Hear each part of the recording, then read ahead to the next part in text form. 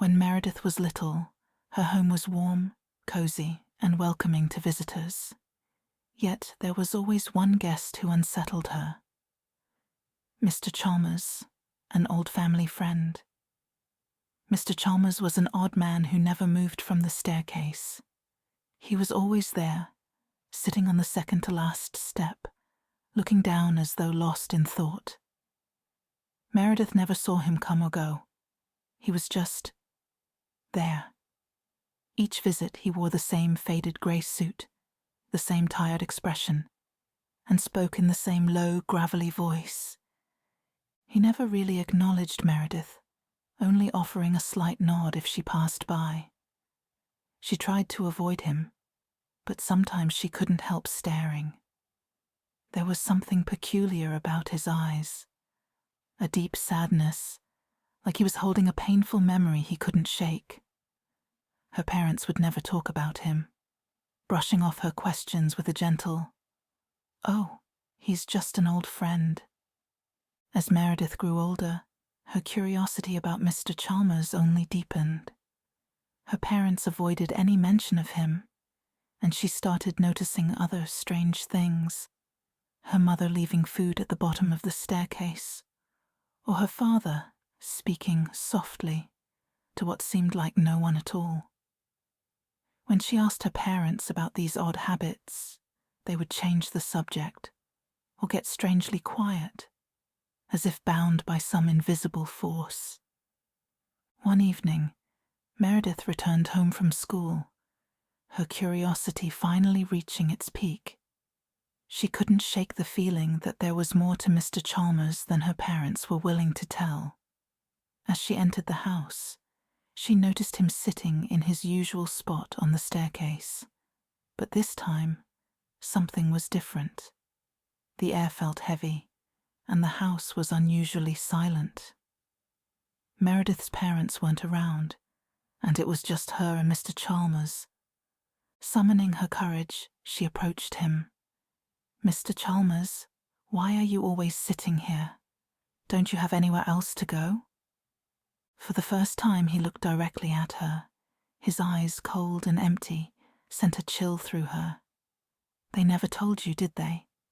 His voice was a whisper, like the rustling of old paper. "About the deal, and the price they paid." Meredith frowned, her heart pounding. "Deal? What deal?" Mr. Chalmers smiled, a twisted, haunted grin. "Your parents made a deal to save you. They were desperate to have a child, and so they called on someone, a spirit who offered them away.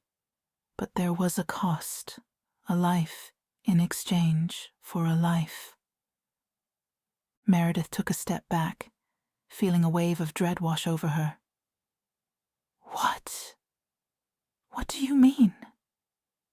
He looked back down, his face filled with sorrow. "I was that life. I was their best friend once, but they sacrificed me to bring you into the world. Now I am bound here, to this staircase, to this house. I am neither alive nor dead, just waiting." A cold shiver ran down her spine as the truth settled in. Her parents had sacrificed a human life for her. The man who had sat on her staircase for as long as she could remember was a spirit trapped in limbo, all because of her existence. She looked at Mr. Chalmers, feeling the weight of his sorrow pressing down on her. "You've haunted this house for years, and it's because of me." Mr. Chalmers gave her a sad nod. "I only wanted peace, Meredith. I only wanted to be free."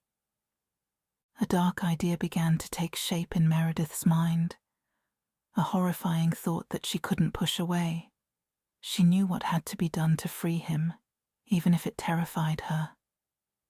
Maybe there's a way to break the curse," she whispered.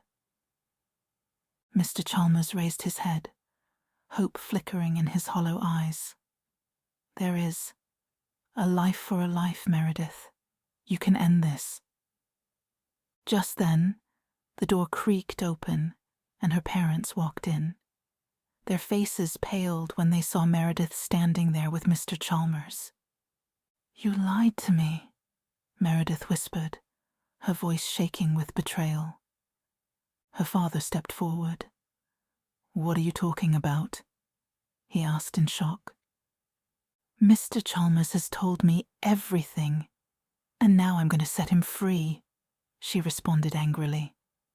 "No, you don't understand," her parents shouted in horror. But she couldn't listen. She had made up her mind. Meredith stared at Mr. Chalmers for a long moment, her mind racing. A life for a life. The words echoed in her head, heavy with meaning. "I understand now," she said softly. "I'll do it. I'll set you free." Mr. Chalmers rose from his perch on the stairs for the first time in decades, his form seeming to flicker like a candle flame. He reached out toward Meredith, his eyes gleaming with an unsettling light. Just then, Meredith's father lunged forward, placing himself between them. "Wait!" he shouted. "You need to know the truth. All of it." Mr. Chalmers froze, his outstretched hand trembling in the air. "Tell her," her mother whispered, tears streaming down her face. "Tell her the truth, Richard." "Mr. Chalmers, he's lying. There was never any deal for your life. Her father's voice caught. "He was obsessed with your mother before we were married. When she chose me instead, he broke into our house one night 25 years ago. We found him on the stairs, waiting." Meredith felt her blood run cold as her father continued. "He had a weapon, Meredith. He was going to kill us both, but something went wrong. In the struggle, he fell down the stairs. He died right there, on that second-to-last step." Her father's voice cracked. "We were terrified. We were young and stupid, and we hid what happened. But his spirit never left." Mr. Chalmers' form flickered violently, his gentle demeanor transforming into something darker, more sinister. His eyes blazed with an otherworldly fury. "Lies!" he roared, his voice no longer soft and gravelly but deep and thunderous. The house seemed to shake with his rage. "A life for a life," he snarled, lunging toward Meredith. "I won't let you hurt anyone else," Meredith said firmly, reaching into her pocket and pulling out a small bag of salt, a precaution she'd taken after years of unexplained feelings about the house. Her grandmother, before she passed, had told her old tales about spirits and how they feared salt, believing it bound them to their true nature and forced them to reveal their lies. Meredith had always carried some with her since she was 8, never quite understanding why until this moment. The compulsion to keep salt close, she now realized, had been her subconscious protecting her all along. As she cast the salt in an arc before her, Mr. Chalmers's form began to disintegrate, his final scream of rage cutting off abruptly. The house fell silent, the oppressive weight of his presence lifting for the first time in decades. Meredith turned to her parents, seeing the guilt, fear, and relief warring on their faces. "Why didn't you tell me?" she asked softly. Her father pulled her into a tight embrace. "We thought we were protecting you. We never imagined he would try to trick you into taking your own life.